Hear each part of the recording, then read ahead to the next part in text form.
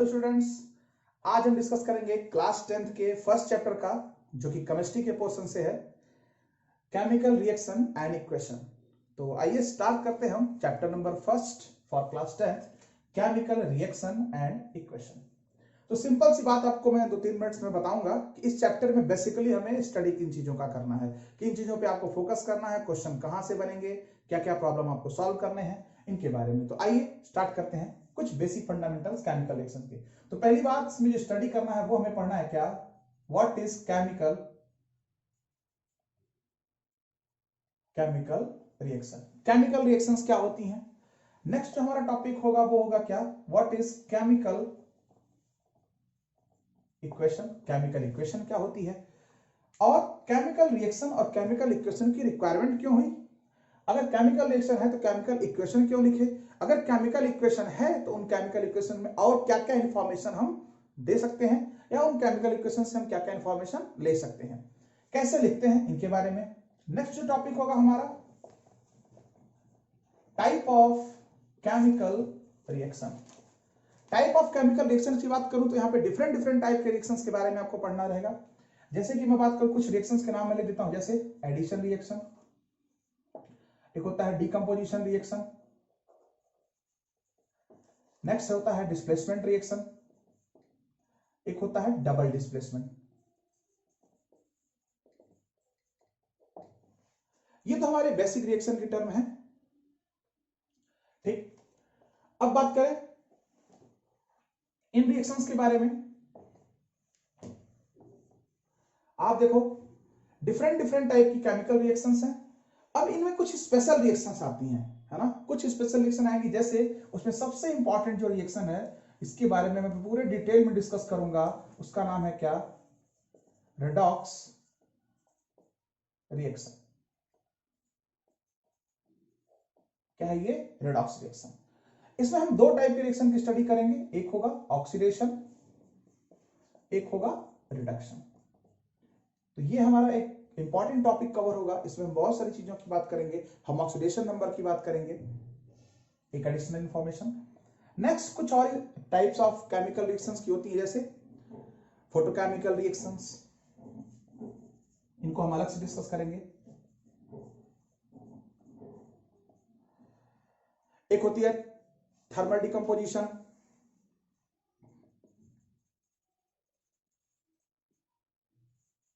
Thermal decomposition, और भी different different type की रिएक्शंस होगी, जो कि स्पेशल रिएक्शंस के अगर बात करें कैटेगरी में आएगी। तो हमारा जो बेसिक टर्म है वो है chemical reactions, chemical equation, type of chemical reactions, और इनके बाद हम लास्ट में कुछ प्रॉब्लम को सॉल्व करेंगे। तो आइए स्टार्ट करते हैं हम अपने स्टार्टिंग वाले पोर्शन से, हमने केमिस्ट्री के इस चैप्टर से, जिसका नाम है क्या, केमिकल रिएक्शन एंड इक्वेशन। तो हम स्टार्ट करते हैं केमिकल रिएक्शन से।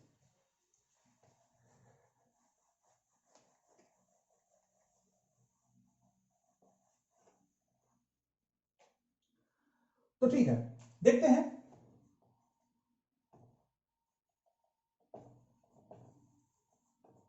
Chemical reaction. अगर बात करें केमिकल रिएक्शंस की, तो क्या होती है chemical reaction, what is chemical reaction. जैसे मान लो आप कोई भी दो मटेरियल्स हो, या कोई भी दो कंपाउंड्स हो, या दो एलिमेंट्स हो, अगर इनको हम क्या करें, इनके बीच में एक इंटरेक्शन हो जाए, इनके बीच में एक आकर्षण आ जाए, या इनके बीच में कुछ जुड़ाव हो जाए, अगर इनके बीच में कुछ इंटरेक्शन हो रहा है और वो एक नया कंपाउंड फॉर्म कर रहे हैं जो कि इन दोनों से क्या है, बिल्कुल अलग, यानी दो ऐसे केमिकल्स या दो ऐसे मटेरियल्स जिनके बीच में एक इंटरेक्शन आए और वो एक नया कंपाउंड फॉर्म करें, ये क्या कहलाएगा, केमिकल रिएक्शन। एक एग्जांपल देता हूं, जैसे कि मान लो आप कार्बन और इसके साथ जो है ऑक्सीजन, कार्बन एंड ऑक्सीजन, इससे मिलकर क्या बन रहा है,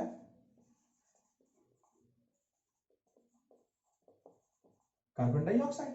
बिल्कुल आपके दिमाग में चल रहा होगा कि केमिकल रिएक्शन का टर्म है कार्बन और ऑक्सीजन को मैंने लैंग्वेज में लिख रखा है। बिल्कुल, अगर ये चीजें क्रिएट हो रही हैं तो आप इसको जनरल तरीके से भी लिख सकते हो, उसके लिए भी बात करते हैं हम। कार्बन एंड ऑक्सीजन ये मिलकर क्या बना रहे हैं, कार्बन डाइऑक्साइड। तो बिल्कुल ये जनरल सी बात है, कार्बन ऑक्सीजन मिलकर क्या बना रहा है, कार्बन डाइऑक्साइड। तो ये जो तरीका हुआ ये क्या कहलाता है, ये जो लिखने का पैटर्न है इतना लंबा, इसे बोलते हैं हम क्या, केमिकल रिएक्शन। यानी कार्बन और ऑक्सीजन ये जुड़ करके क्या बना रहे हैं, या एक साथ ये इंटरेक्ट होकर के क्या बना रहे हैं, कार्बन डाइऑक्साइड। तो देखो कार्बन अलग है, ऑक्सीजन अलग है, और ये दोनों एक साथ क्या हो गए, कार्बन डाइऑक्साइड बना दिया इन्होंने। अब देखो पहली बात, ये तरीका जो है ये काफी लॉन्ग प्रोसेस है। अगर मैं इसे लिखने के लिए बोलूं तो आप रिएक्शन को लिखते रहोगे और रिएक्शन काफी लंबी खींचेगी, टाइम भी कंज्यूम होगा, और सही तरह से ज्यादा कोई इंफॉर्मेशन नहीं मिल पाएगा सिवाय इसके कि बस ये कार्बन है, ये ऑक्सीजन, और ये क्या है, कार्बन डाइऑक्साइड। ना तो हम इनके सिंबल को रिप्रेजेंट कर पा रहे हैं, ना हम इनके फेस के बारे में आइडिया ले पा रहे हैं, हम इनके विषय में कोई बहुत ज्यादा इंफॉर्मेशन नहीं गेन कर पा रहे हैं। अब इसी वजह से इन केमिकल रिएक्शंस की जो लिखने की प्रोसेस है, इस प्रोसेस में टाइम कंजप्शन ज्यादा है, इंफॉर्मेशन कम है। इस वजह से जो नई टेक्नोलॉजी यूज की गई उसका नाम क्या था, केमिकल इक्वेशन। यानी इन चीजों को अगर हम शॉर्ट में लिखना चाहें और मोर इंफॉर्मेटिव बनाना चाहें, कम टाइम में लिखना, कम शब्दों में लिखना और ज्यादा इंफॉर्मेशन गेन करना, उसके लिए जो हम टेक्निक यूज करते हैं उसे क्या बोलते हो आप, केमिकल इक्वेशन। तो हम बात करेंगे क्या, केमिकल इक्वेशन। जैसे यही कार्बन ऑक्सीजन क्या बना रहा है, कार्बन डाइऑक्साइड, बस इसको मैं टर्म में लिखूंगा इसके सिंबल के साथ, ये रहा कार्बन और ये रहा ऑक्सीजन। अब यहां मैंने क्लियर कर दिया है कि यस मुझे O2 ही लेना है, यहां पे कोई स्पेशलाइजेशन नहीं है कि वो O है या O2 है। अब इससे क्या बनेगा, ये CO2। तो एक सिंपल सा तरीका जहां पे मैंने एटम्स को या मॉलिक्यूल्स को मैंने क्या किया, कंपाउंड में कन्वर्ट किया। यहां पे देखो आप कार्बन ऑक्सीजन ये मिलकर क्या बना रहे हैं, CO2। तो ये क्या है, ये है केमिकल इक्वेशन। ये क्या थी, केमिकल रिएक्शन। क्यों रिक्वायरमेंट हुई, इससे जाने में क्यों जरूरत पड़ी, क्यों, क्योंकि इसमें इंफॉर्मेशन कम थे। क्या थे, इंफॉर्मेशन कम था, यहां इंफॉर्मेशन ज्यादा है। कैसे, देखो अब कार्बन का 1 मोल है, ऑक्सीजन का 1 मोल है, ठीक है। यहां कितने मोल बन रहे हैं CO2 के, 1 मोल CO2 बन रहा है। यहां देखो अगर एटम के हिसाब से बात करूं तो यहाँ कार्बन का 1 एटम है, यहाँ ऑक्सीजन के कितने हैं, 1 मॉलिक्यूल है, या मैं कह लूं 2 एटम है, और उससे क्या बन रहा है, 1 मोल O2, 1 मोल CO2 बन रहा है। इसमें 1 कार्बन का एटम है और 2 ऑक्सीजन का एटम है, और 1 मॉलिक्यूल बन रहा है किसका, CO2 का। एक इंफॉर्मेशन मिल रहा है यहाँ पे। तो इस वजह से ये केमिकल रिएक्शन की जगह हम केमिकल इक्वेशन का यूज करते हैं। अच्छा, केमिकल इक्वेशन के बारे में कुछ और चीजें बता दूं आपको, इसमें कुछ और चीजें मिलती हैं। जैसे अगर केमिकल रिएक्शन लिखना हो या केमिकल इक्वेशन लिखना हो तो हम लिखने का एक पैटर्न रखते हैं, ठीक है। एक और इसका एग्जांपल दे दूं, जैसे मान लो आप हाइड्रोजन ले लो, H2 और O2 ले लिया आपने, और ये क्या बन जाएगा, H2O, ठीक है। तो H2 और O2 मिलकर के क्या बना रहे हैं, H2O, क्लियर। आप देखो यहाँ पे हाइड्रोजन के 2 एटम है, यहाँ पे ऑक्सीजन का 2 एटम है, या कह लो 1 मॉलिक्यूल है H2 का, 1 मॉलिक्यूल है किसका, O2 का, और ये फॉर्म कर रहे हैं क्या, H2O का 1 मॉलिक्यूल। तो अब बात करते हैं, देखो ये रिएक्शन पहली बात तो बैलेंस नहीं है ना। तो इस पूरे केमिकल रिएक्शन वाले चैप्टर में हमारा एक सबसे इंपॉर्टेंट टॉपिक होगा जो कि हम डिटेल में डिस्कस करेंगे, how to balance chemical reaction, ठीक है। बेसिकली एक ट्रिक के पैटर्न पे हम इसको डिस्कस करेंगे कि रिएक्शन को कैसे बैलेंस करते हैं। तो फिलहाल अभी के लिए अगर हम बैलेंस करने की कोशिश करें तो आप चेक करो, ये H2 प्लस O2 कुछ ऐसा हो जाएगा, H2, 2H2 plus O2 gives 2H2। तो ये जो टेक्निक है कैसे बैलेंस करते हैं, ये बैलेंसिंग कैसे होगी वो हम बात करेंगे किसी अगले लेक्चर में। तो आइए हम बात करते हैं इन केमिकल रिएक्शंस से रिलेटेड और भी इंफॉर्मेशंस की। अगर हम बात करें कि केमिकल रिएक्शंस में हम चीजों को लिखते कैसे हैं, या केमिकल इक्वेशन में हम कैसे रिप्रेजेंट करते हैं, तो उसके बारे में एक इंफॉर्मेशन देता हूं आपको।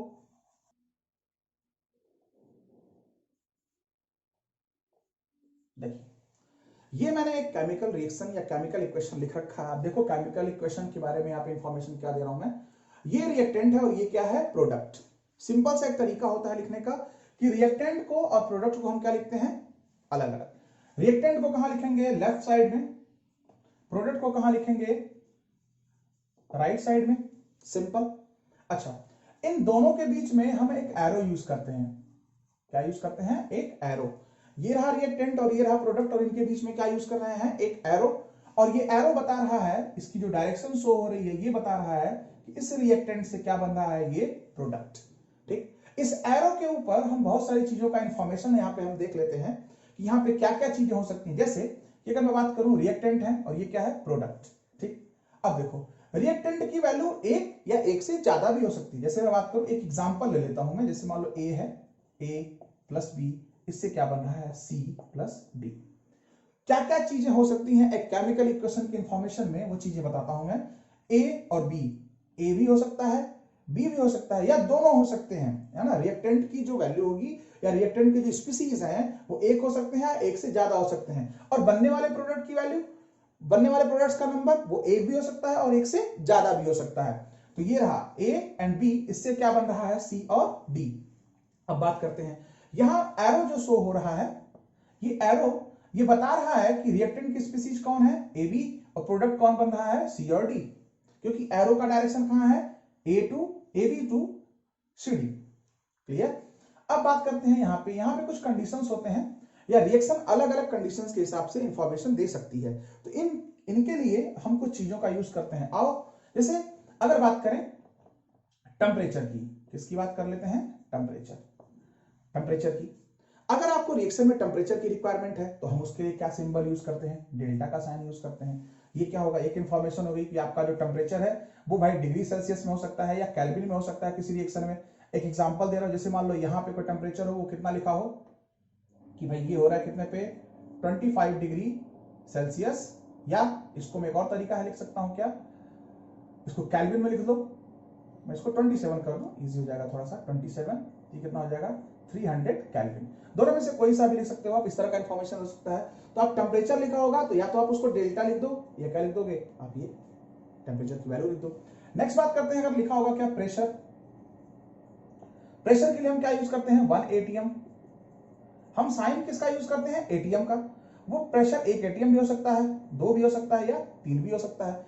प्रेशर किसमें भी हो हम एटीएम में यूज करके लिखेंगे। अगर कहीं और यूनिट मिलती है तो हम mm ऑफ एचडी भी यूज कर देते हैं, हम पास्कल भी यूज कर, जहां जैसे रिक्वायरमेंट होगी, जो केमिकल रिएक्शन में लिखा उस हिसाब से हम बात करेंगे। तो मेनली बेसिकली जो हम बात करते हैं वो हम किसमें यूज करते हैं, एटमॉस्फेरिक में। नेक्स्ट अगर बात करें, ये रिएक्शन कहां हो रही है, ये रिएक्शन के बारे में अगर थोड़ा सा और इंफॉर्मेशन देखें कि भाई ये कहीं इलेक्ट्रिसिटी या इलेक्ट्रोलाइसिस तो नहीं है, मतलब यहां पे किसकी जरूरत पड़ रही है, करंट की। और अगर करंट की रिक्वायरमेंट है तो यहाँ पे हम इलेक्ट्रिसिटी से भी रिलेटेड बात करेंगे। जैसे अगर आपको याद हो, अगर H2O का डिकम्पोजिशन करवाते हैं हम, जैसे H2O अगर इसको तोड़ते हैं तो क्या बनता है, H2 प्लस O2, तो ये हाइड्रोजन गैस रिमूव हो जाती है, ठीक है। तो इस तरह की रिएक्शंस अगर हो तो इसके बारे में इंफॉर्मेशन देंगे।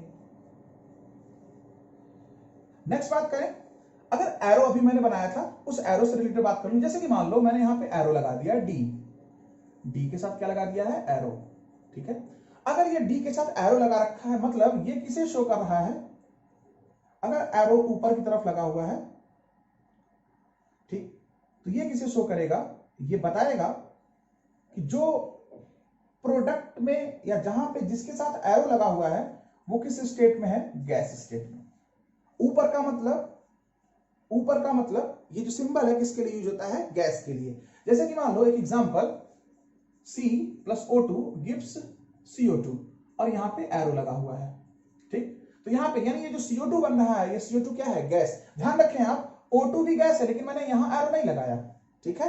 तो इसके एरो के लिए बात नहीं कर रहा हूं। आप क्या बात करोगे, अगर CO2 गैस है, अगर यहां प्रोडक्ट में एरो लगा हुआ है, तो ये जो प्रोडक्ट होगा ये क्या होगा, ये गैसियस फॉर्म में बन रहा है, और ये CO2 गैस के फॉर्म में क्या हो रही है, रिलीज हो रही है। तो ये जो इंफॉर्मेशन है ये सब एरो के ऊपर मिल जाती है, ये साइड में मिल जाएगा आपको एरो वाला। अगर एरो डाउन है, क्या है, एरो डाउन एरो का मतलब क्या हुआ, जिसके साथ भी लगा होगा वो क्या बनाएगा, पीपीटी, क्या बनाएगा, पीपीटी। प्रेसिपिटेट होता है, ये क्या होता है, प्रेसिपिटेट। जैसे मान लो मैंने कोई रिएक्शन करवाई और वो रिएक्शन उसमें से केमिकल हट के नीचे उस कंटेनर के अंदर क्या हो गया, नीचे पेंदी में बैठ गया, जो बेसमेंट है उसका वहां बैठ गया, उस रिएक्शन के बीच में नहीं रहा, तो वो क्या हो गया, वहां से हट गया, यानी वो किसके फॉर्म में सेपरेट हो गया, पीपीटी के फॉर्म में, कुछ ऐसा। अगर आपको यहां नीचे कुछ मिल जाता है तो ये क्या बोलते हैं, पीपीटी, प्रेसिपिटेट। यहां रिएक्शन हो रही थी और यहां से ये नीचे ये मिल गया, इसे क्या बोलोगे, पीपीटी। तो अगर ऐसा मुझे लिखना हो तो एरो का सिंबल कैसा होगा, ये पीपीटी वाला, यानी प्रेसिपिटेट अगर कुछ बन रहा है तो ये कैसा होगा, सिंगल होगा। जो एरो का साइन होगा वो कहां होगा, नीचे। ऊपर वाला साइन किसको बता रहा है, गैस को। नीचे वाला साइन किसे बता रहा है, पीपीटी को, प्रेसिपिटेशन को, जो कि सेपरेशन हो रहा है। नेक्स्ट बात करते हैं, इन रिएक्शंस में और भी इंफॉर्मेशन होती है। हाँ, प्लस का साइन आप जानते हो, ए और बी को जोड़ना हो तो प्लस यूज करेंगे, यहाँ सी डी बहुत सारे प्रोडक्ट हैं तो प्लस यूज कर देते हैं। ये बेसिक चीजें हैं, सभी को क्लियर होती हैं। अब बात करें, टेम्परेचर हो गया, प्रेशर हो गया, इलेक्ट्रिसिटी हो गया, है ना, एरो के बारे में इंफॉर्मेशन हो गया, और भी कुछ चीजें होती हैं। जैसे रिएक्शन की बात करें कि ये रिएक्शन कैसी है, अब ये रिएक्शन किस टाइप की हो सकती है, इसके बारे में स्टडी हो सकती है। कैसे, देखो आप बात करते हैं रिएक्शन कैसी है,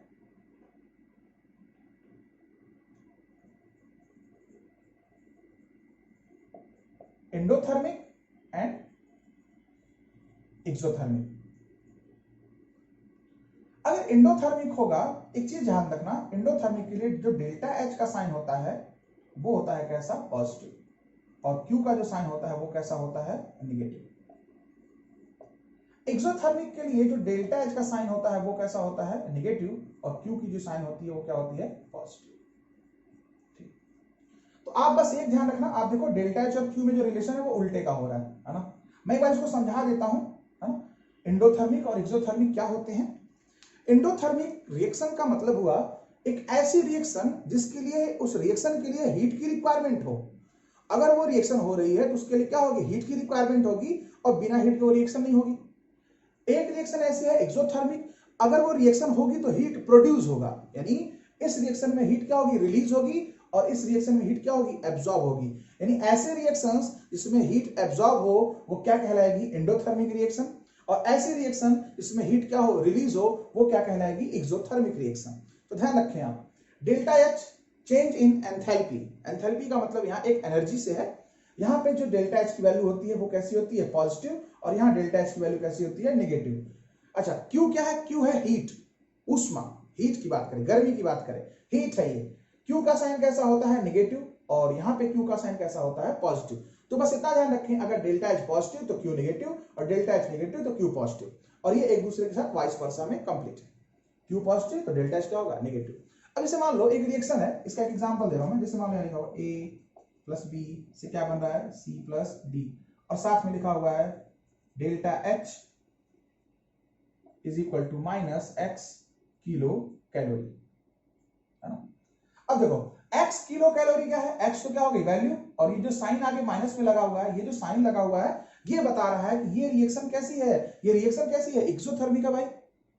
अगर ये एक्सोथर्मिक का रिप्रेजेंटेशन है तो ए और बी से क्या बन रहा है, सी डी, जो कि क्या है, अगर ऐसा लिखा हुआ है delta H is equal to minus X kilo calorie, X की वैल्यू आप कुछ भी लिख लो, 200 300, है ना, समथिंग कुछ भी माइनस में हो, ये अगर ऐसा लिखा हुआ तो रिएक्शन कैसी हो जाएगी, एक्सोथर्मिक। बिल्कुल, आपको अगर ये इंफॉर्मेशन दिया हुआ है नेगेटिव में तो आप बोल दोगे सीधे सीधे रिएक्शन क्या है, एक्सोथर्मिक।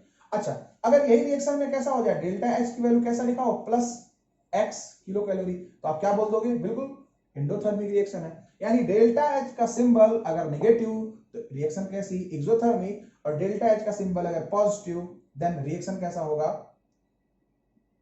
एंडोथर्मिक। नेगेटिव तो एक्सोथर्मिक, और पॉजिटिव तो एंडोथर्मिक। ये तो रहा एक सिंपल सा तरीका रिएक्शन को इस तरह से आइडेंटिफाई करने का, एंडोथर्मिक रिएक्शन, एक्सोथर्मिक रिएक्शन। तो ऐसे और भी डिफरेंट डिफरेंट चीजें होती हैं, तो आप एंडोथर्मिक और एक्सोथर्मिक को जरूर नोट कर लेना, ये काफी इंपॉर्टेंट है। एक बात और है, अगर कोई रिएक्शन हो, मैं इसको थोड़ा सा हटाता हूं,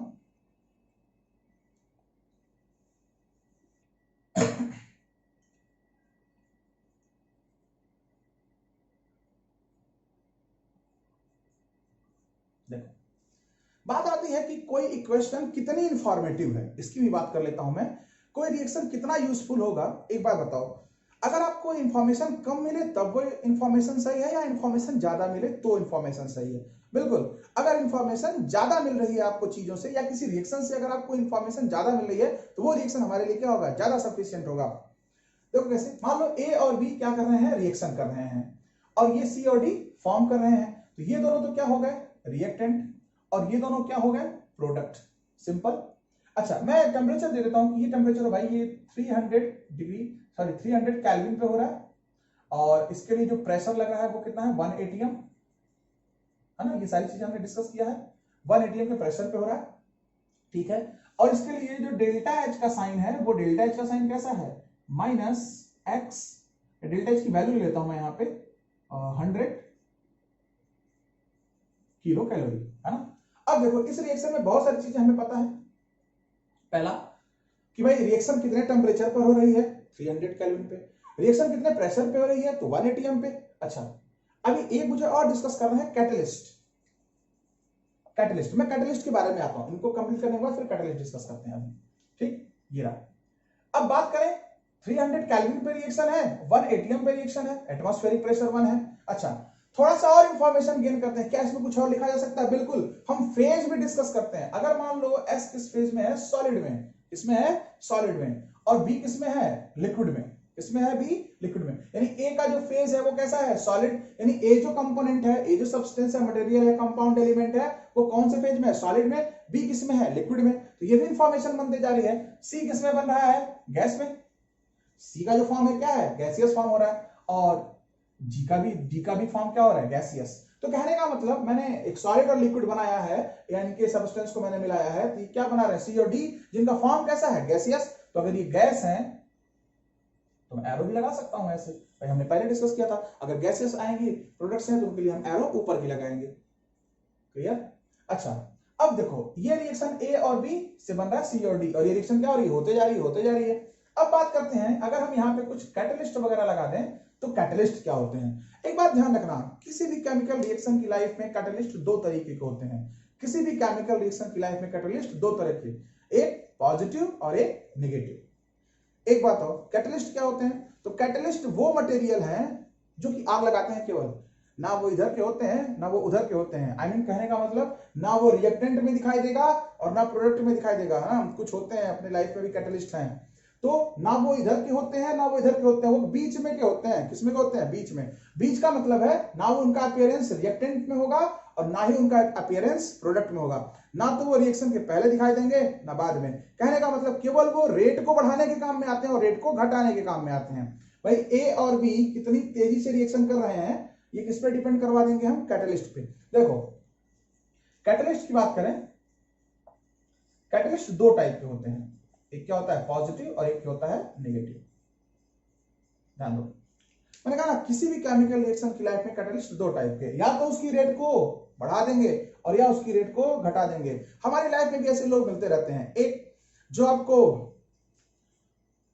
इंक्रीमेंट करेंगे, आपको प्रोत्साहन देंगे, ऐसे समझ लो आप। और एक होता है, नहीं तुमसे ना हो पाएगा भाई, ये डाउन वाले हैं। तो आपको भैया पॉजिटिव के सपोर्ट में रहना है, जो आपको सही इंफॉर्मेशन देते हो, जो आपके मोरल को बढ़ाते हो, हर बात पे आपके मोरल को डाउन ना करते हो। तो ऐसे लोगों के संपर्क में रहेंगे, काफी जरूरी होता है। ये तो सारी ऐसी चीजें हैं, अगर ये आपका ज्यादा रहेगा तो ये अपने आप समझ में आ जाता है, आपका इंटरेस्ट होना चाहिए, है ना। तो कैटलिस्ट से बात आते हैं, आगे बढ़ाते हैं थोड़ा सा।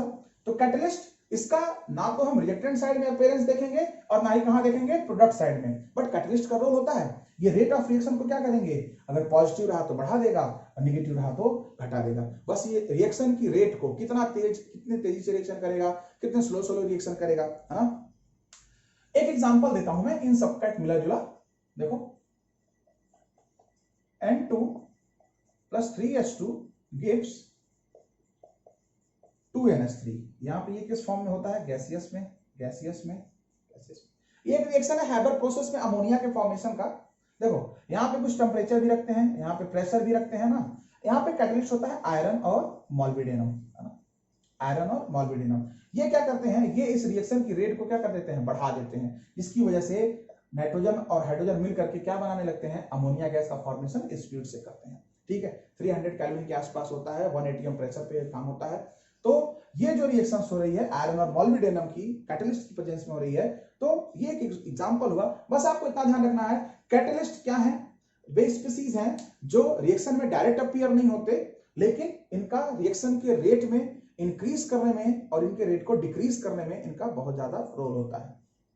क्लियर है भाई? तो ये तो था हमारे पास केमिकल रिएक्शन से रिलेटेड इंफॉर्मेशन। आप चाहो तो नोट कर लो। एक और वैरायटी है, जैसे मान लो मेरे पास एक सॉल्ट है। क्या है? सॉल्ट। मैंने फेज के बारे में बात किया था आपसे, फेज कितने सॉलिड होता है, लिक्विड होता है और गैस होता है ना? इसको जैसे जैसे रिप्रेजेंट करना होगा, हम नीचे एलिमेंट के साथ ब्रैकेट में, छोटे ब्रैकेट में करके स्मॉल ब्रैकेट में लिख देंगे। लेकिन मान लो मेरे पास एक रिएक्शन है NaCl, इसको मैं कहां मिला रहा हूं? वाटर में। कहां मिला रहा हूं मैं? पानी में। NaCl डिसॉल्व इन वाटर, तो ये क्या फॉर्म करेगा? Na+ and Cl-।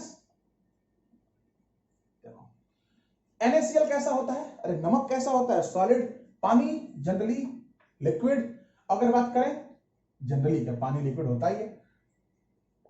अच्छा, सोडियम और क्लोराइड जैसे, क्योंकि ये आयनिक रिएक्शन है, सॉल्ट है, तो सॉल्ट को जैसे ही हम वाटर में डालते हैं वो क्या हो जाता है, वो ब्रेक हो जाता है अपने आयंस में। यानी ये किसमें ब्रेक हो जाएगा, सोडियम और क्लोराइड आयन में, यानी sodium ion Na+ and chloride ion Cl-।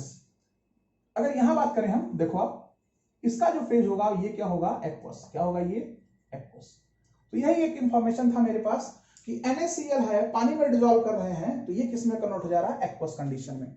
तो ये जो फेज है ये AQ जब कहीं लिखा हो तो आपको क्या बताना है, इससे क्या समझना है आपको कि ये जो रिएक्शन हो रही है ये कहां हो रही है, वाटर में। और यहां मैं बात करूं ये किस कंडीशन में है, ये एक्वस, ये जलीय है, ये पानी से रिलेटेड है, ये एक्वस कंडीशन है। AQ लिखने का मतलब, अगर L लिखने का मतलब ये जो रिएजेंट है कैसा है, लिक्विड, S लिखने का मतलब ये रिएक्शन कैसा है, रिएजेंट कैसा है, सॉलिड। तो अगर AQ लिखा हुआ है मतलब ये कैसा है, एक्वस, ये जलीय है, बिल्कुल हाइड्रेटेड है ये, ठीक है। तो ये एक अगली इंफॉर्मेशन थी हमारे पास। तो इसके बाद हम बात करेंगे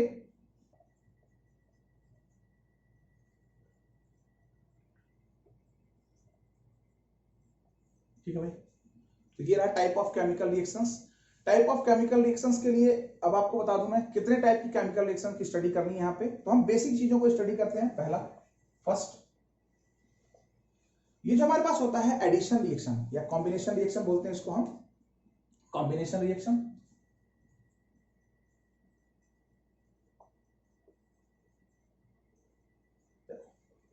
इस रिएक्शन की सबसे बड़ी खूबी क्या है कि अगर हम दो कंपोनेंट लें ए और बी, इससे क्या बनेगा, ए बी। ध्यान रखना एक सिंगल प्रोडक्ट ही बनेगा हमेशा, यानी ए और बी मिलकर के क्या बनाएंगे, ए बी, इसके अलावा कुछ नहीं बनाएंगे। अगर ऐसा हो रहा है इनको, अरे नाम से पता, कॉम्बिनेशन या एडिशन, इसको क्या बोलेंगे हम। अगर ऐसा हो रहा है ये दोनों क्या हो रहे हैं, जुड़ रहे हैं, और अगर जुड़ रहे हैं तो क्या बनाएंगे, ए बी। यानी ये जो रिएक्शन की वैरायटी होगी कौन सी रिएक्शन होगी, कॉम्बिनेशन रिएक्शन या एडिशन रिएक्शन। क्लियर भाई, सिंपल सा, एक प्रोडक्ट बनेगा तो ये क्या बनेगा, सीधे सीधे सिंगल प्रोडक्ट, ए और बी से मिल रहा है, क्या बन रहा है, ए बी। क्लियर।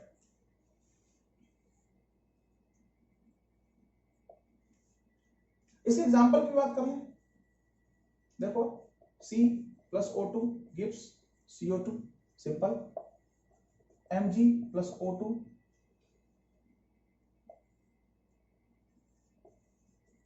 2MgO, ठीक है। तो इस तरह से आपको बहुत सारे एग्जांपल मिल जाएंगे जिसमें सिंगल प्रोडक्ट होगा, और ये क्या हो रहा है, ये कंबाइन हो रहे हैं, जुड़ रहे हैं। नाम से ध्यान रखना, कॉम्बिनेशन मतलब होता है जुड़ना, एडिशन का मतलब भी होता है क्या, जुड़ना, ठीक है। तो combination reaction C+O2 gives CO2, Mg+O2 gives MgO, reaction को बैलेंस किया है। और हम बात करें जो अगली वैरायटी होगी हमारी,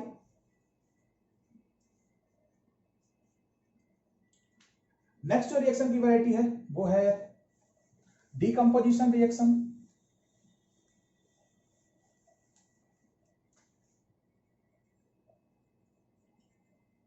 डीकंपोजिशन रिएक्शन, देखो डिकम्पोज का मतलब क्या होता है, टूटना। डिकम्पोजिशन का मतलब क्या होता है, टूटना। एक बात ध्यान रखना, अगर किसी चीज को तोड़ना हो ना तो आग लगाना पड़ता है, चाहे वो रिलेशन हो चाहे वो केमिकल हो। जब तक आग नहीं लगाओगे तब तक कोई भी चीज टूटेगी नहीं, है ना। तो किसी भी चीज को डिकम्पोज करना तो क्या कर दो, आग लगा दो। कहने का मतलब क्या है, उसको एनर्जी दे दो, क्या कर दो, एनर्जी दे दो, एक्टिवेट कर दो उसको, फिर देखो ना कैसे नहीं टूटता है वो। अगर बात करें हम एक एग्जांपल से, जैसे मान लो मेरे पास क्या है, ए बी है, और इसको मैंने क्या कर दिया, हिट कर दिया, तो किसमें टूट जाएगा, ए में और बी में। होता क्या है, जब कभी भी आग लगता है किसी की लाइफ में, तो उसके बीच की जो बॉन्डिंग होती है वो क्या हो जाती है, वो ढुलमुला जाती है, यानी वो बॉन्ड क्या हो जाता है, कमजोर हो जाता है। और अगर ये बॉन्ड कमजोर हो गई भाइयों, तो फिर ये अलग होके ही मानेंगे। तो ध्यान रखें, बॉन्ड को हमेशा स्ट्रांग रखें, और बॉन्ड स्ट्रांग रखने के लिए सबसे ज्यादा जरूरी होता है क्या, अट्रैक्शन। तो जिस जहां भी हो, जैसे भी हो, हर किसी के साथ क्या करें, अट्रैक्शन। अगर आप अट्रैक्शन करते हैं तो बॉन्ड क्या होगा, स्ट्रांग। किसी भी टाइप की एनर्जी आपको हिला नहीं सकती लाइफ में, ध्यान रखिए इस बात को भाई, आना बहुत काम की बात है। ये रहा डिकम्पोजिशन रिएक्शन। अगर एग्जांपल की बात करें तो CaCO3, एग्जांपल लेता हूं, कैल्शियम कार्बोनेट है, तोड़ो इसको, तोड़ दिया, क्या बन गया ये, कैल्शियम कार्बोनेट। ध्यान रखना बड़ा लंबा टेम्परेचर लगता है इसमें, कैल्शियम कार्बोनेट, इसको डिसोसिएट कर रहे हैं CaO और CO2 गैस में, समझ रहे हो बात को। यहाँ कैल्शियम कार्बोनेट कैसा होता है, सॉलिड, CaO कैल्शियम ऑक्साइड कैसा होता है, सॉलिड, और CO2 कैसा होता है, गैस। क्लियर भाई। ये रहा एग्जांपल हमारे पास क्या, डिकम्पोजिशन। ध्यान रखना इसके लिए रिक्वायरमेंट किसकी होगी, एनर्जी की, या हीट की। तो भाई अट्रैक्शन बना करके रखे हैं। डिकम्पोजिशन रिएक्शन हमें केमिकल रिएक्शन की वैरायटी के साथ साथ बहुत सारी इंफॉर्मेशन देता है ना। केमिस्ट्री चीज ही ऐसी है भाई, इन चीजों में ना केमिस्ट्री वर्ड बहुत अच्छा है ना। किसी के साथ आपकी कैसी केमिस्ट्री है वो बहुत सारी चीजों पर डिपेंड करता है। तो ये रहा हमारे पास एक वैरायटी डिकम्पोजिशन का, कि अगर ए और बी क्या हो जाए, डिकम्पोज हो जाए, टूट जाए ए और ए प्लस बी में, तो ये जो रिएक्शन की वैरायटी होगी ये क्या होगी, डिकम्पोजिशन रिएक्शन। नेक्स्ट बात करेंगे हम क्या, डिस्प्लेसमेंट रिएक्शन। जो हमारा एग्जांपल है क्या है वो डिस्प्लेसमेंट रिएक्शन। ध्यान रखें एनर्जी और या हीट की बहुत ही ज्यादा रिक्वायरमेंट होगी तभी टूटेगा।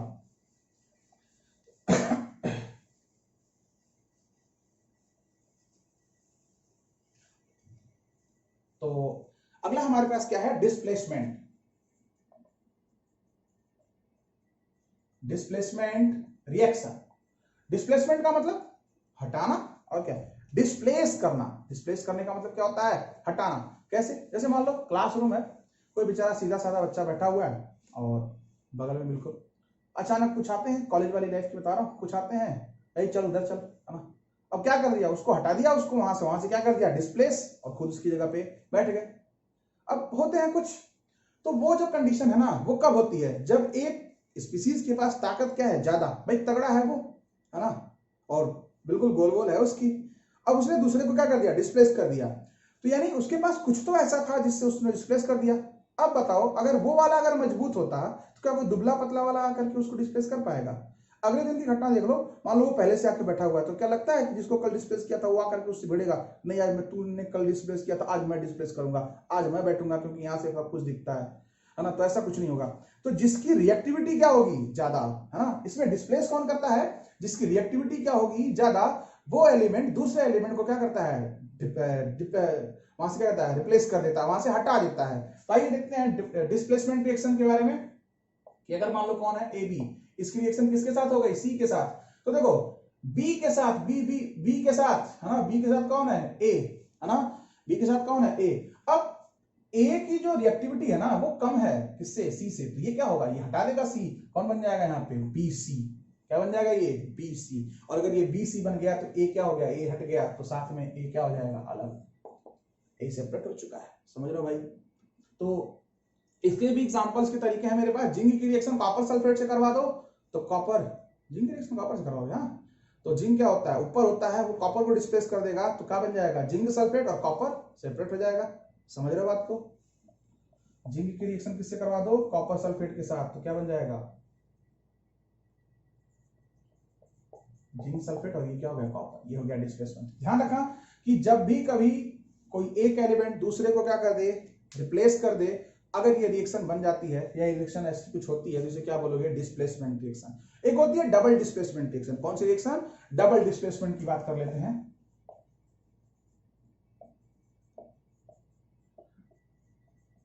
डबल डिस्प्लेसमेंट, सिंगल डिस्प्लेसमेंट समझ में आएगा तो डबल अपने आप आ जाएगा। देखो ए बी की रिएक्शन किससे करवा रहे हैं, सी डी के साथ। ये बताओ ए किसके साथ भगी थी, है ना, ए भगी थी किसके साथ, सी के साथ, तो बी किसके साथ भगेगी, डी के साथ। सिंपल सी बात है भाई। तो ये क्या हो गया, अभी ए और बी के बीच में बॉन्डिंग है, और यहाँ क्या है, सी और डी के बीच में बॉन्डिंग है, तो ए से क्या बन जाएगा, ए सी बन गया, और साथ में क्या बन जाएगा, बी डी। तो ये क्या हो गया, ये जो रिएक्शन हुई ये क्या हुई, ये इंटरचेंज हो गई, एक दूसरे के साथ क्या कर लिया इन्होंने, कन्वर्जन कर लिया, और ये क्या बन गया, AC और BD। एक जनरल एग्जांपल देता हूं, एक है अपना NaOH और एक है अपनी HCl। देखो आप, NaOH कास्टिक सोडा या सोडियम हाइड्रोक्साइड। कास्टिक सोडा इसका नाम थोड़ा इंपॉर्टेंट है, कई बार आ जाता है तो बच्चे कर नहीं पाते हैं, कास्टिक सोडा ध्यान रखना। NaOH और रिएक्शन किसके साथ हो रही है, HCl के साथ। सबको पता है क्या बनने वाला है, देखो ये Na अभी OH के साथ है, अब ये NaCl के साथ चलेगा, क्या बन जाएगा, ये NaCl। और ये जो OH थी, ये OH किसके साथ आ जाएगी, हाइड्रोजन के साथ, ये क्या बना देगा, H2O। देखो आप, अभी इन दोनों के बीच की बॉन्डिंग थी, यहां इन दोनों के बीच की बॉन्डिंग थी, अब Na और Cl के बीच में बॉन्डिंग बन गई, यहां OH और H के बीच में बॉन्डिंग बन के क्या बना दिया, पानी। तो ये जो रिएक्शन की वैरायटी है, क्या बोले, इसको क्या बोलेंगे हम, डबल डिस्प्लेसमेंट रिएक्शन। तो हमने जो बातें की थी, पहला था क्या, कॉम्बिनेशन रिएक्शन। कॉम्बिनेशन में दो को जोड़ दो, सिंगल प्रोडक्ट बना दो, तो क्या कहलाएगा वो? Combination reaction. सिंपल। नेक्स्ट था हमारे पास क्या? Combustion reaction. कंबशन मतलब आग लगा देना। हाँ, जब कभी भी अगर डिसोसिएट हो कोई भी मॉलिक्यूल हो, अगर उसको हम टेम्परेचर दे करके, हीट दे करके क्या करें, हम उसको तोड़ दें अलग अलग स्पीसीज में, तो वो क्या बन जाएगा? वो जो एग्जांपल होगा किसका? कौन सा reaction? Displacement, decomposition reaction. Third की बात करें, क्या होगा वो? Displacement reaction. अगर एक रिएक्शन के अंदर अगर बात करें हम किसी दूसरे से, मोर रिएक्टिव वाले से अगर हम रिएक्टिव रिएक्शन करवाते हैं, तो वो एक एलिमेंट को क्या करेगा? वहां से एक मॉलिक्यूल को क्या करेगा? रिप्लेस कर देगा वहां से, और उसकी जगह खुद आ जाएगा। तो ध्यान रखना, ये रिएक्टिविटी सीरीज पे डिपेंड करता है। ये रिएक्शन किस पे डिपेंड करता है? रिएक्टिविटी सीरीज पर। और रिएक्टिविटी सीरीज क्या होती है, इसके लिए मैं एक अलग से वीडियो आपको बना करके दूंगा, वो ट्रिक के फॉर्म में होगा। उससे आप किसी भी केमिकल रिएक्शन की सीरीज को आप आइडेंटिफाई कर सकते हैं। ठीक है, एनसीईआरटी में थोड़ा सा कमी दे रखा है, मैं पूरी ट्रिक आपको दूंगा कैसे याद रखना है उसको। इस पे हम एक अलग से बात करेंगे स्पेशल वीडियो पे। ठीक है, जल्दी मिल जाएगा आपको वो। तो ये मेटल की रिएक्टिविटी सीरीज पे होता है ना। और दूसरी जो सबसे लास्ट है 4 क्या है वो? Double displacement reaction. तो ये जो डबल डिस्प्लेसमेंट की रिएक्शन वो क्या है? देखो, इंटरचेंज हो रहा है ये रिएक्शन एक दूसरे में, और इससे क्या बन रहा है? एसी और बीटी। तो ये रहा हमारा आज का पूरा लेक्चर।